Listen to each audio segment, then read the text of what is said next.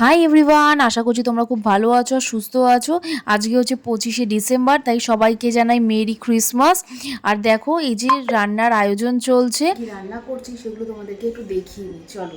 তারপর লাঞ্চে তো দেখা হবেই, তার আগে একটু দেখে নাও যে আমি কি কি আজকে রান্না করেছি, ঠিক আছে? চলো। দেখো কুমড়ো ভাজা, শিম ভাজা, আলু ভাজা আর পটল ভাজা, বেগুনও ভাজা আছে। আর এই যে দেখো মাছ করেছি, দু রকমের চিংড়ি মাছ আর কাতলা মাছ করেছি।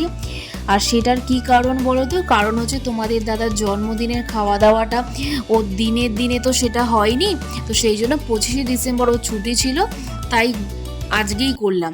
আর ওর সাথে বাবাকেও দিয়েছিলাম গুছিয়ে। তো তোমাদের দাদাই বলবে যে কি কি রান্না আমি করেছি। দেখো চিংড়ি মাছ, কাতলা, দই কাতলা, মাটন, চষি, ভাজা ভুজি, 5 রকম, ফ্রাইড রাইস আর ভাত। আর ভালো বাবা খেয়ে থাকো, আবার শুরু দেখা করো। হবে নেক্সট ব্লগে।